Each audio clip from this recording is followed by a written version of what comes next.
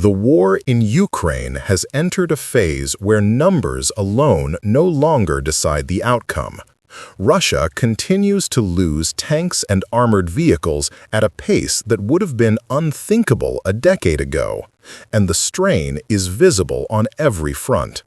One of the clearest examples came from a small village in Zaporizhzhia, an area so small on the map that most people couldn't point to it. Yet, in 2 days, it became the center of one of the most revealing battles of the year. Russian commanders opened the fight with a broad push, sending tanks, infantry vehicles, foot soldiers, and artillery from several directions at once. Their objective was simple: overwhelm the defenders before they could react. Tanks fired from a distance. Armored carriers closed in under that protection, and infantry advanced behind them. The pressure was steady and heavy, leaving Ukrainian troops with little option but to pull back before their positions collapsed. Once Russian forces entered the village, they moved quickly to turn it into a forward base. They fortified broken houses, dropped ammunition in key points, and set up firing positions along the streets. But the speed of their capture came at a cost. Their perimeter had gaps, their spotters missed several approach routes, and their radio systems suffered from interference. Those weaknesses went unnoticed, and they would matter later. Ukrainian units withdrew in good order. Small teams carried the wounded through back routes, avoiding exposed areas, while scouts marked Russian tank locations for later targeting. Drone operators maintained eyes on the settlement from a distance, documenting where new defenses were forming. The withdrawal wasn't a defeat, it was preparation for something bigger. Across the region, the pattern remained consistent. Russia's armored losses continued to rise, forcing them into more defensive postures. Ukraine used that time to reorganize, resupply, and prepare a coordinated counterstrike involving armored carriers, infantry fighting vehicles, artillery units, and FPV drones. The stage was set for a reversal. The counterattack began before dawn. Ukrainian commanders synchronized every element they had prepared during the retreat. Armored carriers, infantry teams, artillery batteries, and a web of drones already circling high above the village. When the first smoke rounds hit, the settlement disappeared behind a gray curtain that hid the movement of the approaching columns. M113 carriers and BMP vehicles advanced across the open ground at full speed, weaving around craters left from earlier fighting. Inside, soldiers held tight as machine guns on the lead vehicles opened fire at known Russian positions. The smoke gave the armored groups just enough cover to get dangerously close before the defenders realized what was happening. Above them, drones shared live coordinates with artillery crews. The moment a Russian firing point was spotted, shells landed within seconds. This rapid connection between scouts, gunners, and assault teams left little time for Russian troops to adjust. Many fell back deeper into buildings, abandoning their initial defensive lines. One Russian commander attempted to rush reinforcements into the village using motorcycles to avoid detection. It didn't work.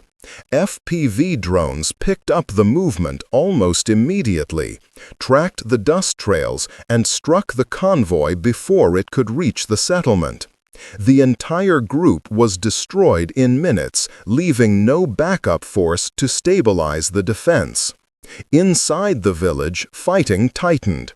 Ukrainian infantry moved building to building, tossing grenades into rooms before entering and clearing resistance point by point. Basements turned into small battlegrounds where defenders tried to hold out. But Ukrainian teams used smoke and close coordination to break through. Medics followed behind each squad, treating wounds quickly to keep the advance moving. Drones didn't just scout from above. They maneuvered through alleys and broken windows, hitting ammunition piles or clusters of troops hiding indoors. These strikes fractured Russian communication and forced constant relocation. Attempts at jamming signals reduced some drone activity, but not enough to slow the assault. By this point, the battle had shifted decisively. Russia's earlier momentum was gone, replaced by confusion and scattered pockets of resistance struggling to stay connected. As Ukrainian troops pushed deeper into the streets, Russian commanders tried to regain control the only way they could, by ordering a full spread of Grad rockets into the entire area. The launchers were positioned several kilometers away, firing blindly at anything that looked like movement on the map. Within moments, dozens of rockets streaked overhead and slammed into the village. The barrage hit everything: roads, collapsed buildings, open lots, even basements where Russian soldiers were still holding out. It was an attempt to slow the Ukrainian advance, but the strikes landed so broadly that they caused heavy casualties among the defenders themselves. Many Russian fighters never had the chance to escape to safer ground. Ukrainian units expected this kind of fire and adjusted quickly. Instead of bunching up, squads spread thin, moving after every salvo to avoid tracking. Medics handled minor injuries while teams kept advancing during the short pauses between rocket waves. The difference in mobility became obvious. Ukrainian forces shifted constantly, while Russian groups pinned inside ruined buildings took the worst of the blasts. When the shelling finally eased, Ukrainian commanders seized the moment. Teams surged forward, clearing remaining strongpoints before any new orders could be relayed to Russian troops. Artillery spotters updated firing tables in real time, allowing supporting guns to hit rooftop shooters or machine gun nests seconds after they were identified. The pressure never dropped. Russian resistance began collapsing in pockets. Some groups retreated through alleys under cover of darkness, leaving weapons behind. Others tried to hold basements or upper floors, but were overwhelmed by coordinated infantry and drone strikes. FPV operators picked off isolated fighters attempting to flee into open ground. By the final hours, organized Russian defense had disappeared. Ukrainian squads swept each block methodically, throwing charges into suspicious spaces and confirming that no hidden troops remained. One team climbed to a central rooftop and raised the national flag, clear proof the settlement was back under their control. Reinforcements arrived soon after to secure the perimeter, set up new firing positions, and prepare for any counteraction. What had begun as a forced withdrawal ended with a full reclaiming of the village.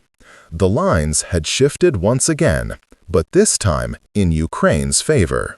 When the fighting finally settled, the village looked nothing like it had just 2 days earlier.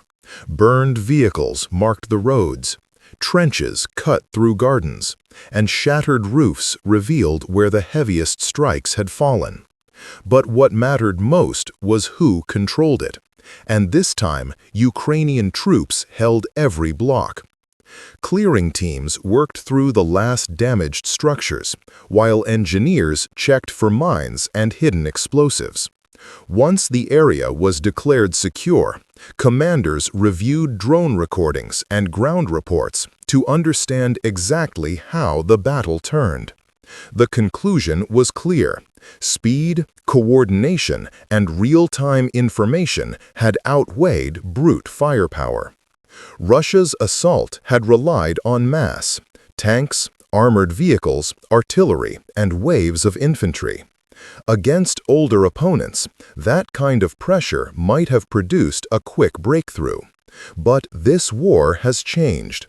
with drones identifying targets faster than crews can respond, with artillery firing moments after a scout sends coordinates, and with infantry moving in tight synchronization, the old blueprint no longer holds. The village fight made that shift impossible to ignore. Russian forces captured the settlement through weight and momentum, yet lost it because their defenses couldn't adapt to the speed of the counterattack.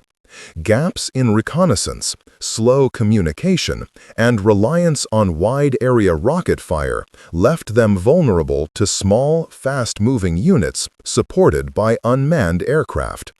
For Ukraine, the victory was more than symbolic. It showed that even against larger formations, a force built around mobility and rapid targeting can reset the battlefield. FPV drones, live surveillance, short decision loops, these aren't support tools anymore. They're central to how modern battles are fought and won. Across the front,